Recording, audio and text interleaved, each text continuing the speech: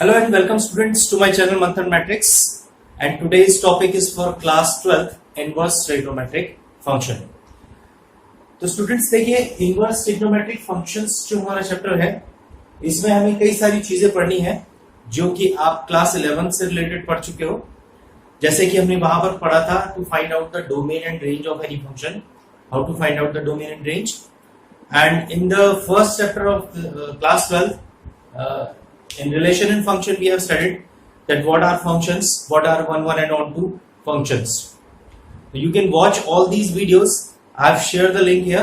तो आप उन वीडियोस को एक बार दोबारा देख सकते हैं और उनको क्लियर कर सकते हैं जहां पर हमने इसको बहुत डीपली डिस्कस किया है। तो let us start this chapter inverse trigonometric function. तो देखिए स्टूडेंट, सबसे पहले आपको इनवर्स ट्रिग्नोमेट्रिक फंक्शन में हम सबसे पहले बात करते हैं फंक्शंस की। फंक्शंस क्या होते हैं? We have already discuss it but little bit we are going to revise here कि आपने if we have two sets a and b and f is said to be a function from a to b if it has one and only one image of every element of this domain set। इस set को हम domain कहते हैं, you know very well.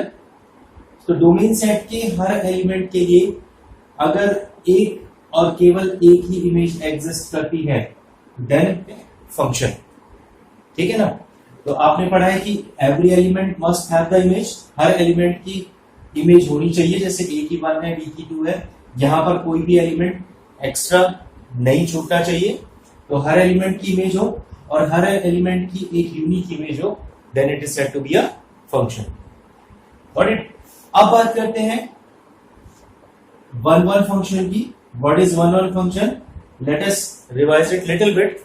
तो one function when every element has a single image, a has one image, b has image 2 and c has image 3 here, then we say that it is a one function।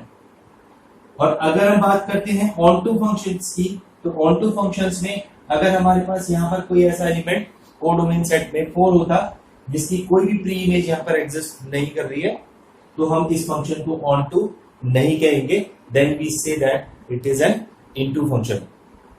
अब हम बात करते हैं inverse की। तो inverse exist करने के लिए किसी भी फंक्शन का वन और ऑन टू होना बहुत जरूरी है। तो लेट्स सी कि अभी हमने जो डिस्कस किया कि वन फंक्शन की बात करते हैं। अगर ये फंक्शन वन नहीं हो तो क्यों एग्जिस्ट इनवर्स नहीं करता है, ठीक है ना। Let us see A B C. अब सपोज हमने ए और बी की दो इमेजेस बना दी 1 और सी की एक इमेज बना दी 2। तो अगर इस तरीके का फंक्शन हमारे पास है तो is it a function? First of all let us check कि ये फंक्शन है। यस, क्योंकि ए की भी इमेज है, बी की भी इमेज है, सी की भी इमेज है, तो हर एलिमेंट की इमेज एग्जिस्ट कर रही है। एंड तो इस ऐसे टर्म्स को हम क्या कहते हैं? We say that it is a function. और यहां पर दो एलिमेंट हैं जिनकी सेम इमेज है, तो ये वन फंक्शन नहीं है। तो हमने इसको कैसा लिया है? We have taken it many one function. हम यहां पर ये डिस्कस करना चाह रहे हैं कि अगर फंक्शन वन ना हो, मैनी वन हो, तो इनवर्स एग्जिस्ट क्यों नहीं करता है, ठीक है ना। तो इनवर्स एग्जिस्ट इसलिए नहीं करता है क्योंकि जब हम इनवर्स फाइंड आउट करेंगे तो it will be from set B to set A. B set से ए सेट में वो आएगा, मतलब इसका क्या था, इसका डोमेन क्या हो जाएगा? इनवर्स फंक्शन का बी, और कोडोमेन सेट हो जाएगा, codomain set will be A. तो we write F inverse is such that B to A. अब देखिए जब हम इसका रिवर्स राइट करेंगे तो यहां से डेफिनेशन फुलफिल नहीं हो रही है, क्योंकि हमने कहा था कि हर एलिमेंट की इमेज होनी चाहिए। 1 की इमेज ए है, 1 की इमेज बी भी है। तो यहां पर इमेज तो है लेकिन एक एलिमेंट की एक से ज्यादा इमेजेस नहीं हो सकती हैं, और इसीलिए ये फंक्शन नहीं होगा जब हम बी टू ए मैपिंग करेंगे, यानी कि इनवर्स फंक्शन एग्जिस्ट नहीं करेगा क्योंकि वहां पर ये फंक्शन की डेफिनेशन को फुलफिल नहीं कर पा रहा है। Is that clear? तो अब हम बात करते हैं कि अगर फंक्शन ऑन टू ना हो तो उस केस में क्या होता है। देखिए, तो let us see again an example. Suppose we are taking an into function. तो हम यहां पर एक इनटू फंक्शन राइट कर रहे हैं ए बी सी, और यहां पर सपोज है 1 2 3 और मैंने आपसे भी कहा था कि अगर हमारे पास एक 4 ऐसा एलिमेंट है जिसकी कोई भी प्री इमेज एग्जिस्ट नहीं कर रही तो फिर ये फंक्शन इनटू होता है। तो अब इनटू फंक्शन अगर हो तो इनवर्स एग्जिस्ट नहीं करता है, तब भी नहीं करता है। और क्यों नहीं करता, इसका रीजन देखिए कि क्योंकि 1 की इमेज A बन रही है, 2 की B बन रही है, 3 की C बन रही है, लेकिन 4 ऐसा एलिमेंट है जिसकी कोई इमेज ही नहीं है and which will not satisfy the condition और डेफिनेशन ऑफ अ फंक्शन। तो फंक्शन की डेफिनेशन यहाँ पर फिर से फुलफिल नहीं हो पा रही है। तो क्योंकि फंक्शन ही नहीं है तो हम इसको B टू A मैपिंग को फंक्शन नहीं कह सकते। इसका मतलब इसका इनवर्स भी एग्जिस्ट नहीं करेगा, क्योंकि फंक्शन होने के लिए हर एलिमेंट के लिए क्या होना चाहिए, एक डेफिनेटली एक इमेज एग्जिस्ट करनी ही चाहिए।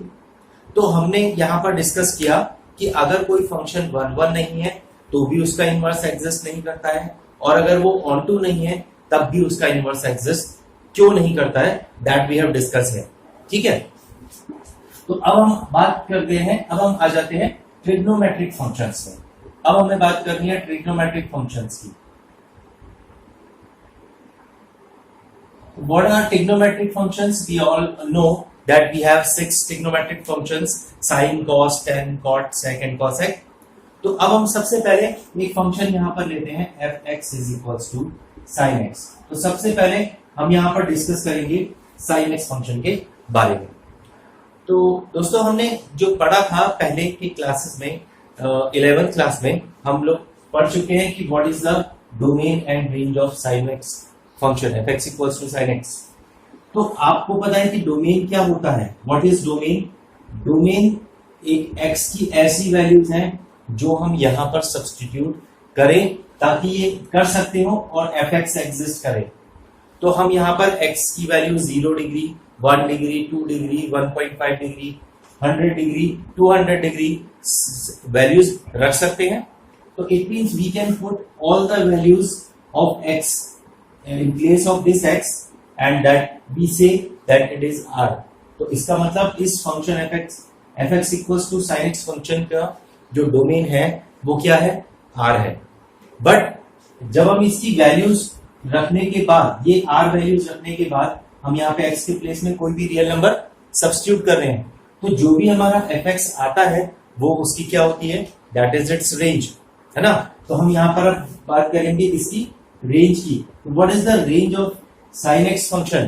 Yes, we have already discussed in class 11 this thing also कि आपने इसकी रेंज पढ़ी है कि sin x की वैल्यू -1 से लेकर के 1 तक ही वेरी करती है, ना तो ये -1 से छोटी होती है और ना ही 1 से बड़ी होती है।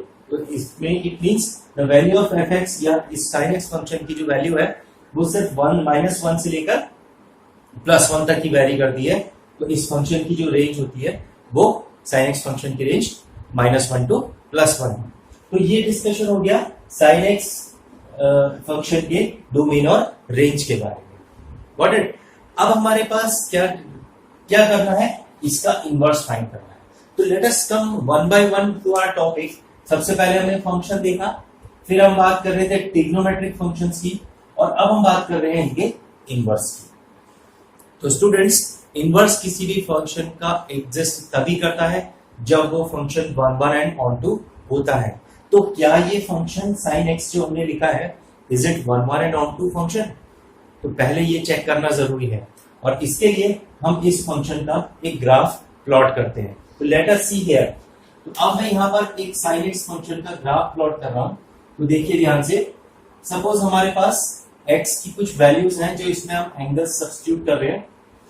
तो x की वैल्यूज रख के हम sin x की कुछ वैल्यूज निकाल लेते हैं। जैसे हमने रखा 0 degree, then we put 90 degree, then 180 degree, again 270 degree, 360 degree, like this.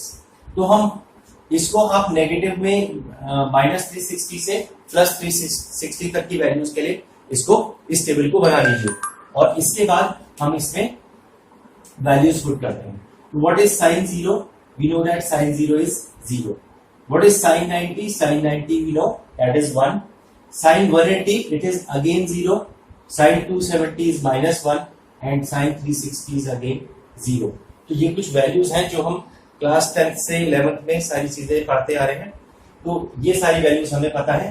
तो according to this if we draw the graph of this sin x function in this graph paper, so let us see how we get the graph. 0,0 is the first point, we mark this 0,0, then 90,1, तो जब हम x यहाँ पर 90 degree है तो यहाँ पर value इसकी आ रही है 1, 90,1, then 180,0 is again here this point, ठीक है, तो आप एक एक लो, then 270,-1, तो 270 and -1 is here and 360,0 is again here। तो जब हम इसका ग्राफ प्लॉट करेंगे तो कुछ इस तरीके का ग्राफ हमारे पास ये बन के आता है। Let us see this type of a graph we have of this sin x function. तो अगर हम इसको रिवर्स इस तरफ प्लॉट करें तो हमारे पास ये जो ग्राफ होगा sin -90 की value -1, -180 is again 0, -270 is +1 and -360 is again 0। तो यहां पर मैंने इसको 2 पाई से लेकर के -2 पाई से लेकर के 2 पाई तक के लिए इस ग्राफ को प्लॉट कर दिया, -360 टू +360 तक के लिए, ठीक है। तो अब हमें इसका देखना है कि ये फंक्शन 1 1 on 2 है या नहीं, क्योंकि इस फंक्शन का इनवर्स तभी एग्जिस्ट करेगा जब ये फंक्शन 1 1 and on 2 होगा। तो लेट अस सी, तो अभी अगर हम इसी टेबल में बात करें तो हमारे पास एक तो sin 0 एंगल ऐसा है जहां पर वैल्यू 0 आ रही है, sin 180 is also 0 and sin 360 is also 0। तो इसी टेबल में हमारे पास 3 एंगल्स ऐसे हैं जहां पर कि fx की यानी कि sin x की वैल्यू सेम है। तो 3 वैल्यूज के लिए अगर एक ही इमेज बन रही है तो क्या वो फंक्शन 1 1 हो सकता है? Definitely no. तो वो फंक्शन 1 1 नहीं है। तो 1 1 फंक्शन नहीं है तो क्या इसका इनवर्स एग्जिस्ट करेगा? तो स्टूडेंट्स नो, इसका इनवर्स भी एग्जिस्ट नहीं करना चाहिए अकॉर्डिंग टू द डेफिनेशन, क्योंकि 1 1 on 2 जब कोई फंक्शन होता है तभी उसका इनवर्स एग्जिस्ट करता है। तो लेट अस डिस्कस नाउ। अब देखिए, लेकिन अगर हम क्या करें, इसको एक पर्टिकुलर इंटरवल में रिस्ट्रिक्ट कर दें, यानी कि इसमें एक बाउंडेशन लगा दें कि हम सिर्फ इसमें जो x की वैल्यू है वो यहां से -90 से लेकर के +90 तक ही रख रहे हैं, इससे आगे और पीछे की वैल्यूज हम रख ही नहीं रहे इसकी। तो यानी कि हमने इसको बाउंड कर दिया इस इंटरवल के लिए -90 टू +90, और we can write in radians -π/2 to +π/2।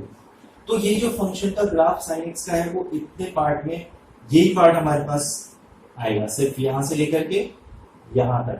और इस इंटरवल के अंदर अगर हम बात करें तो कोई भी फंक्शन की वैल्यू रिपीट नहीं होगी, मतलब किसी भी थीटा के लिए sin x की वैल्यू रिपीट नहीं होगी, यानी कि ये फंक्शन 1 1 और on 2 बन जाएगा।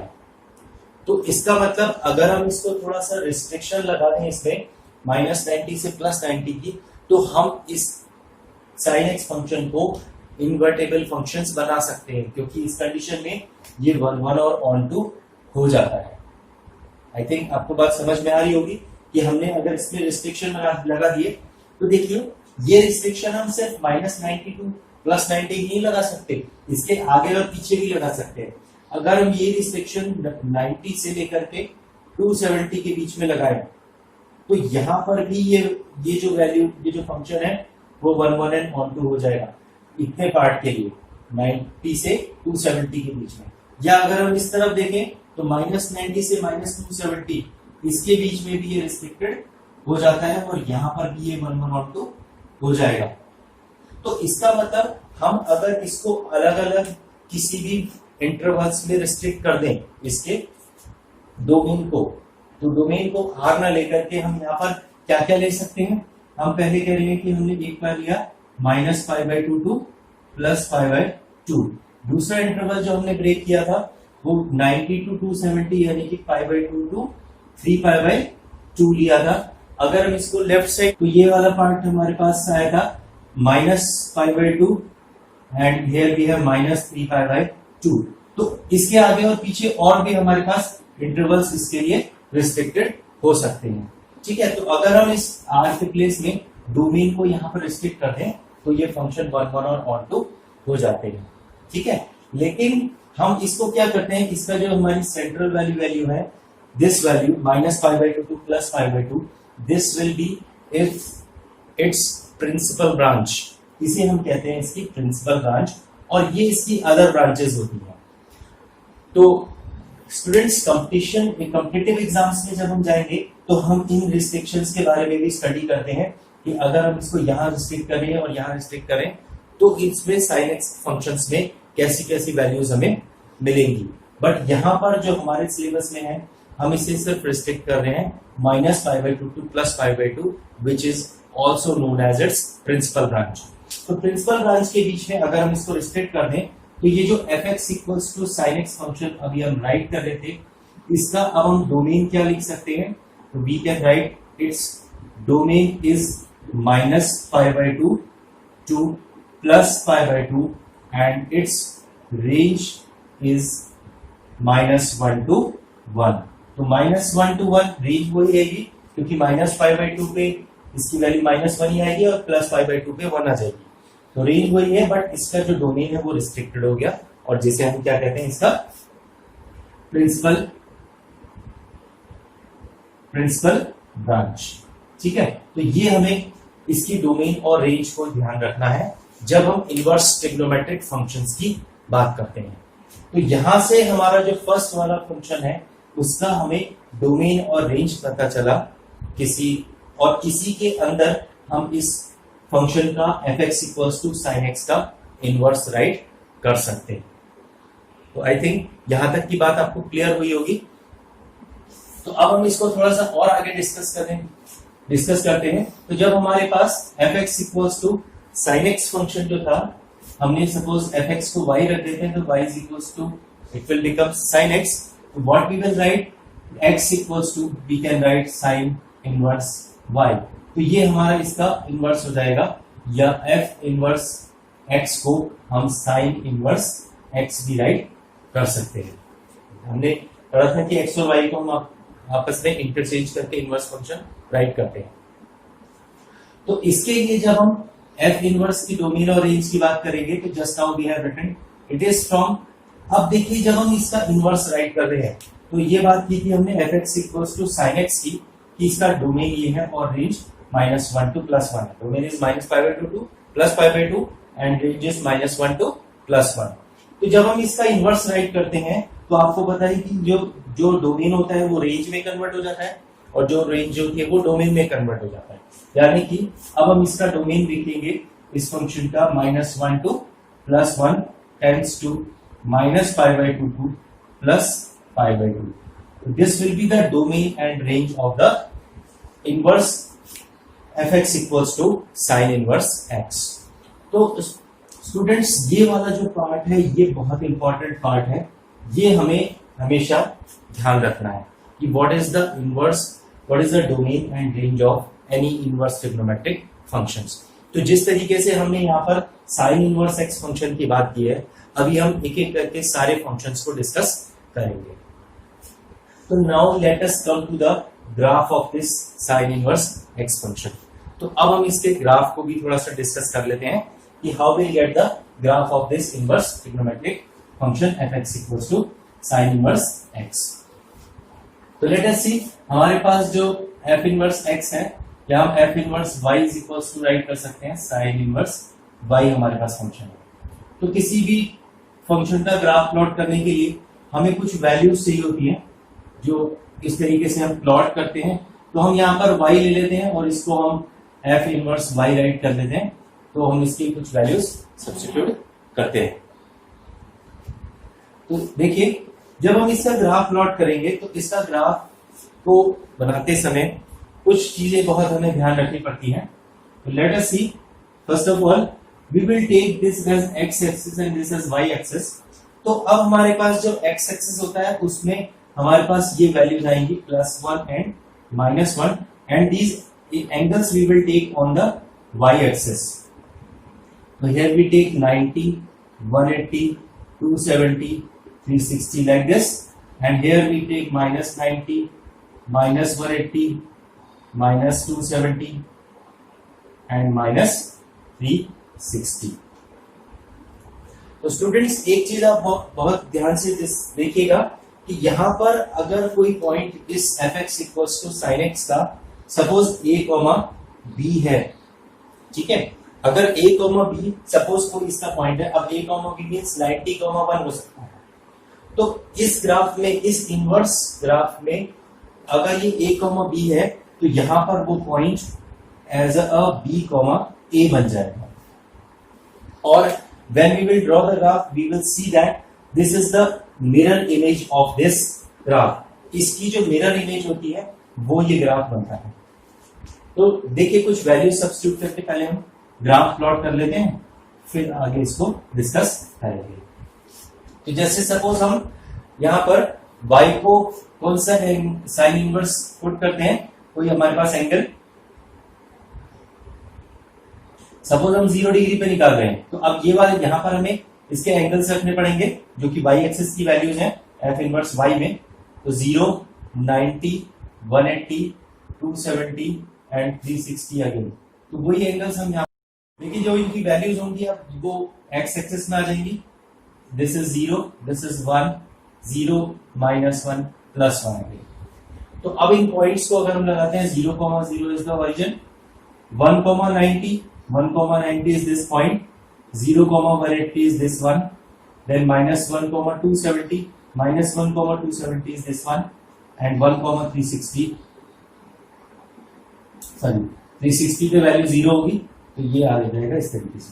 तो अब हम इन पॉइंट्स को अगर हम मिलाए तो आपको देखिए ध्यान से कि इस तरीके का कोई ग्राफ हमें यहाँ पर मिलना शुरू हो जाएगा। अब इसको हम लेफ्ट साइड डाउनवर्ड्स भी ड्रॉ करेंगे तो it will be like this. तो जो ग्राफ अभी हमें यहां पर ऐसा मिल रहा था वही इनवर्स फंक्शन का ग्राफ अब ये हो गया है। तो लेट अस ध्यान से देखिए इस ग्राफ को कि अब इस ग्राफ में और इस ग्राफ में बहुत डिफरेंस है। This is a graph of f x equals to sine x और ये वाला जो ग्राफ है f x equals to sine inverse x का कोई ग्राफ हमें मिल गया है। तो स्टूडेंट्स आपको ये सारे ग्राफ, हर फंक्शन का ग्राफ ध्यान से कैसे बनेगा, ये सारी चीजें, पॉइंट्स, ये सब चीजें ध्यान रखनी पड़ेंगी। तो तभी आप इस चैप्टर के पूरे कॉन्सेप्ट्स को समझ पाएंगे। ठीक है, तो आप इन सारे फंक्शंस के ग्राफ एक बार जरूर अपने आप बनाने की कोशिश करिए। तो अब देखिए अगर हम यही वैल्यूज इस ग्राफ को और इस ग्राफ को दोनों को हम कंबाइन कर देते हैं तो दोनों को अगर एक ही ग्राफ में बनाते हैं तो let us see which type of a graph we will get. तो यहां से हम इसको अगर यहां पर बनाएंगे, देखिए तो लेट अस सी यहां पर जो हमारे पास ग्राफ बनेगा वो कुछ इस तरीके से हमारा स्टार्ट होगा।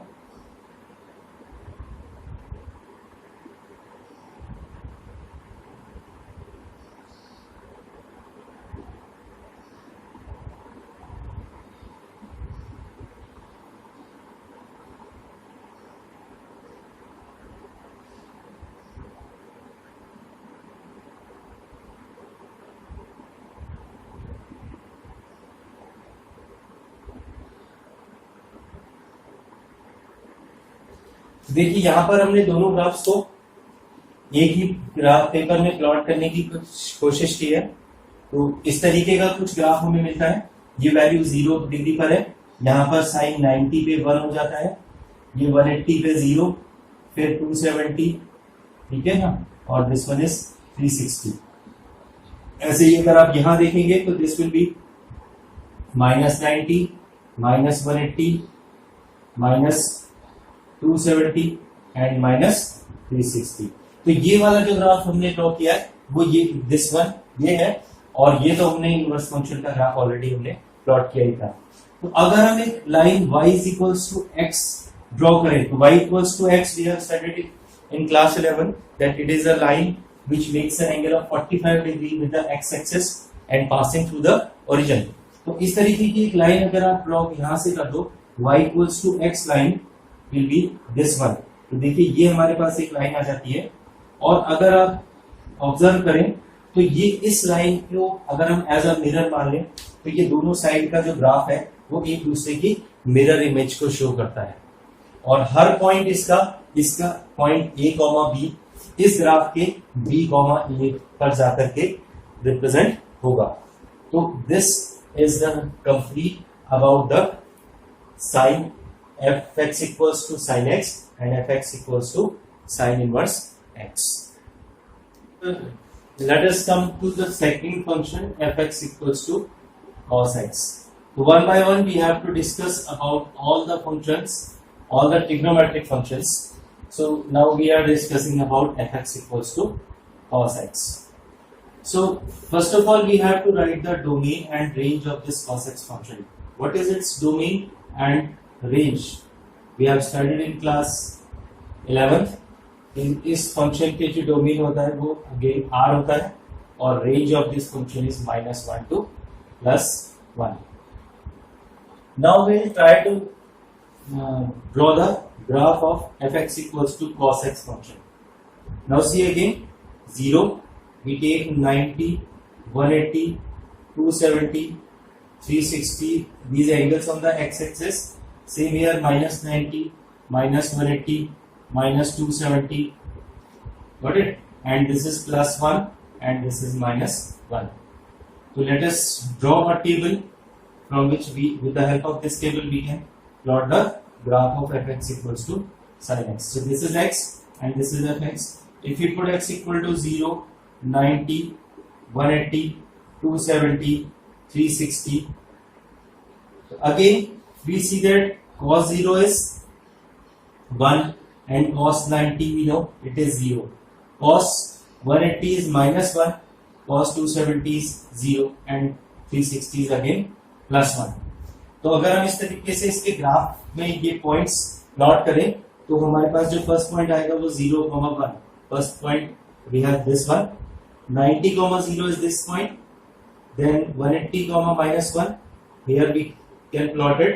270, 0 and 360, 1. तो देखिए अगर हम इसको प्लॉट करते हैं तो कुछ इस तरीके का ग्राफ हमारे पास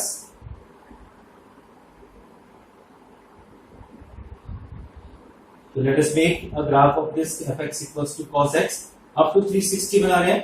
तो यहां से भी देखिए इसको लेफ्ट साइड में भी ड्रॉ कर लेते हैं. सिमिलरली ये आप इजीली प्लॉट कर सकते हो. We have discuss about all these things.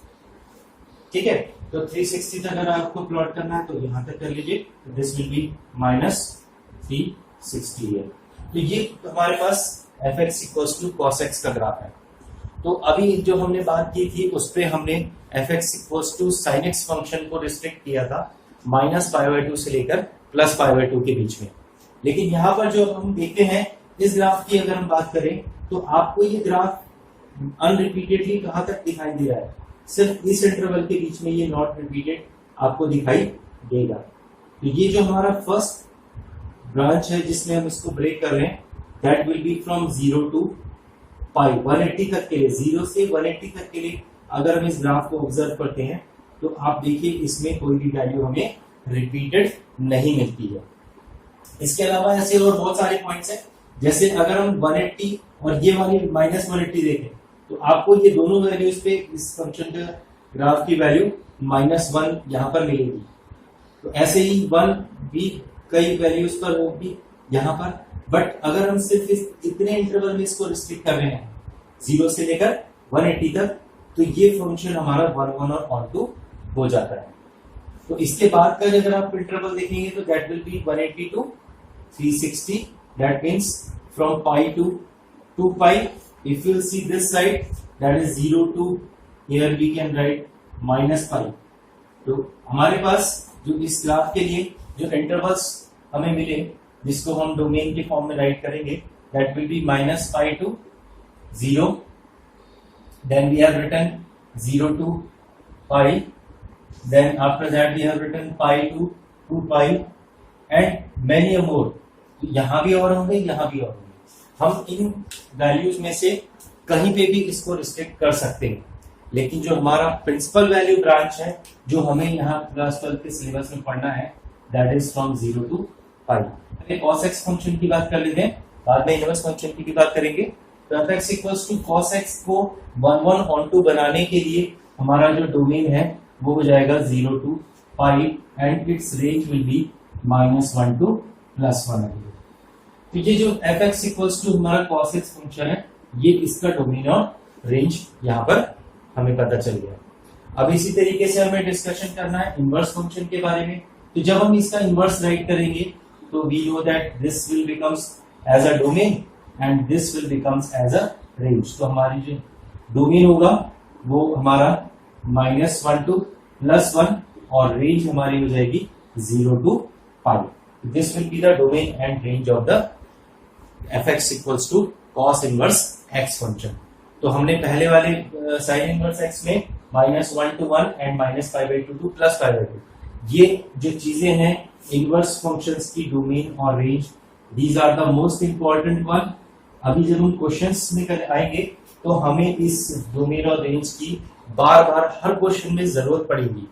तो आप इसको बहुत ध्यान से देखिए और इनको आपको लर्न भी करना है।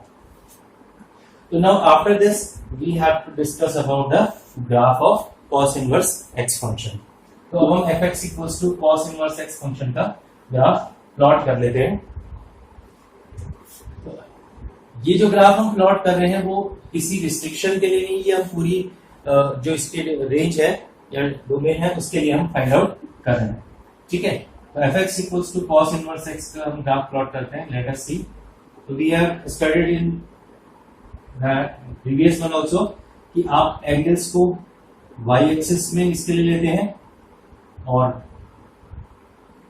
इनकी जो वैल्यूज है +1 to -1 you will take on x axis. तो this is +1, this is -1, this is 0, 90, 180, 270, 360 and same here -90, -180, -270 and -360। तो let us draw the table again. एक टेबल फिर से कंस्ट्रक्ट कर लेते हैं क्योंकि इससे ग्राफ प्लॉट करना बहुत ही सिंपल हो जाता है। तो x ले लीजिए and we will take f inverse x। तो हम यहाँ पर जब वैल्यूज एंगल्स रखेंगे तो एंगल हमें y एक्सिस में लेने होते हैं। तो यहाँ रखेंगे 0, 90, 180, 270 एंड 360। 0 डिग्री पे वैल्यू इसकी 1 हो जाती है, 90 पे इसकी वैल्यू 0, 180 इज -1, 270 पे फिर 0, 360 पे फिर +1। तो अब अगर हम इनको प्लॉट करते हैं तो फर्स्ट पॉइंट इज 1, 0। तो 1, 0 is this one, 1, 0 is this point. Then we have 0, 90. So 0 and 90 will be this one. -1, 180. -1, 180 is this. Then 0, 270 and 1, 360. तो अब आप इसका ग्राफ अगर प्लॉट करते हैं तो आपको जो ग्राफ इसका मिलेगा कुछ इस तरीके से आपको मिल जाएगा। If you draw it on this side, so you get it like this. So this will be the graph of inverse fx equals to cos inverse x. तो स्टूडेंट्स एक और बात जो हम पहले साइन इनवर्स x फंक्शन में discuss करना भूल गए थे उसको हम यहाँ पर एक बार और डिस्कस करते हैं।